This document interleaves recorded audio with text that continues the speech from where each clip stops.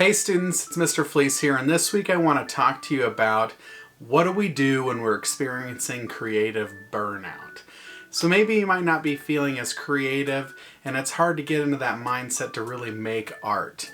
I know we're all stuck at home and gosh, sometimes it's hard. It's really hard to be motivated when you're in the same environment all the time. You don't get to take a break and go other places. So today I want to share with you some of my strategies that I use when I get into creative ruts, how I can kind of overcome those and keep creating. For me, I love color. Color is like, the best.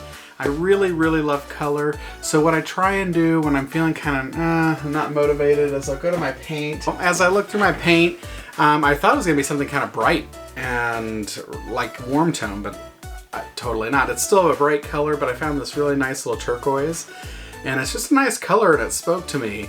So I kind of look through and I just pick out a color. Hey, this color looks awesome. So now I'm gonna do something with this color that will hopefully get my creative juices flowing.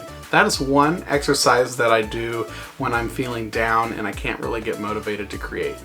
The other exercise I like to do is to draw lines. I like to go to my sketchbook or like sheets of paper and just start creating a bunch of lines. And I'll show you what I mean.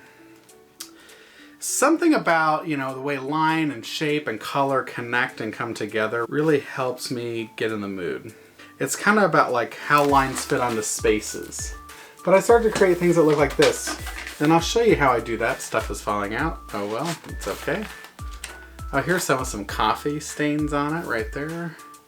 I usually start with Sharpie. I like the way Sharpies feel in my hand, so I pick a art tool that feels really good in my hand, like a Sharpie.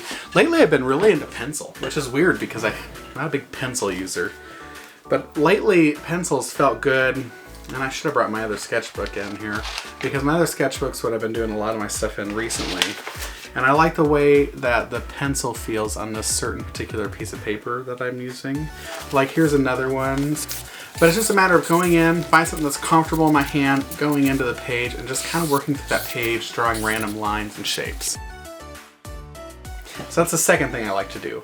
Third thing that I like to do when I'm not feeling motivated is to draw something I'm really familiar with. So I have this little 3 a.m. character and he's got headphones on, he's blocking out outside noise. He's in his own little world, and that was kind of what I wanted. I wanted this little guy in his own world, and that really was where I was at that time and with my art and where I was with creating. So I draw him often. I draw that little character and that helps me get into the mood. So let's review. First thing I like to do when I'm not feeling creative is pick a color and let the color inspire me. The second thing I do is play with lines, shapes, and colors and just kind of it's like free write, except for free draw in my sketchbook. The third thing is to draw something that's familiar to me.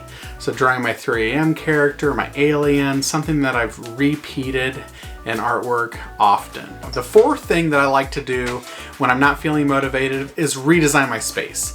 My studio has changed and morphed in so many times over the years that it's almost never recognizable. It's always different every time. I like my space, my creative space, to be very organized, which is kind of a catch-22 because I thrive in creative, messy places too, but I think you have to take a break, clean it all up, put things where they go, and then it gives you kind of a clean palette, a blank canvas to mess it all up again. So it's a constant back and forth of messy studio, clean studio, disorganized studio, organized studio.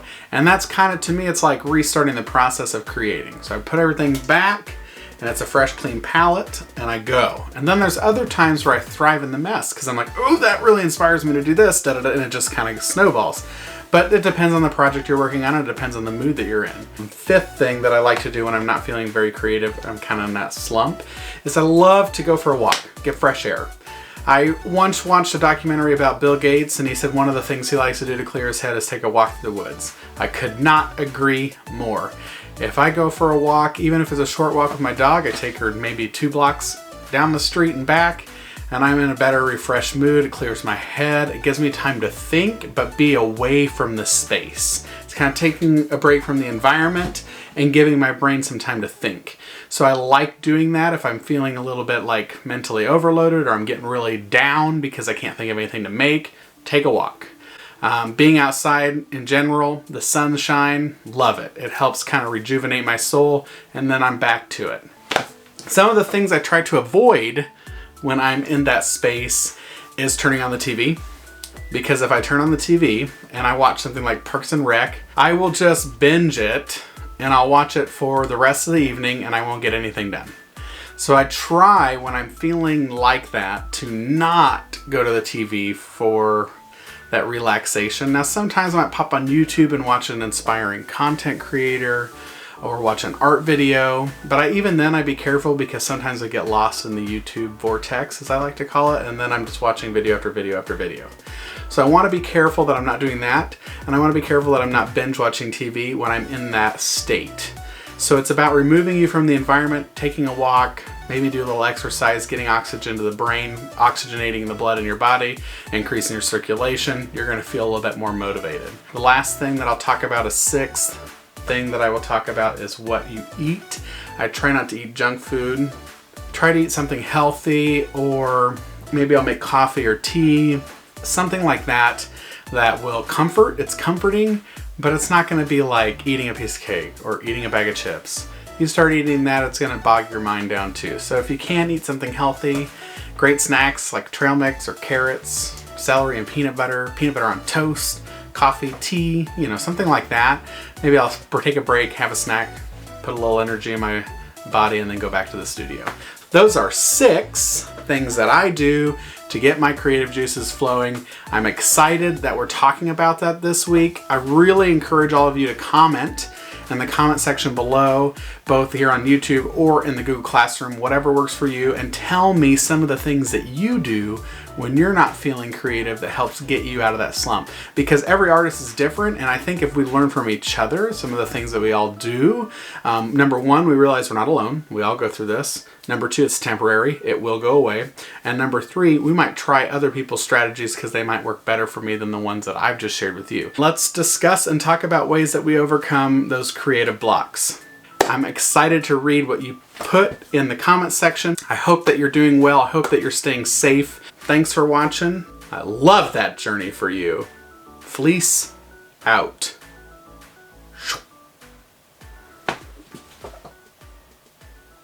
Hopefully there's enough content there to make a video.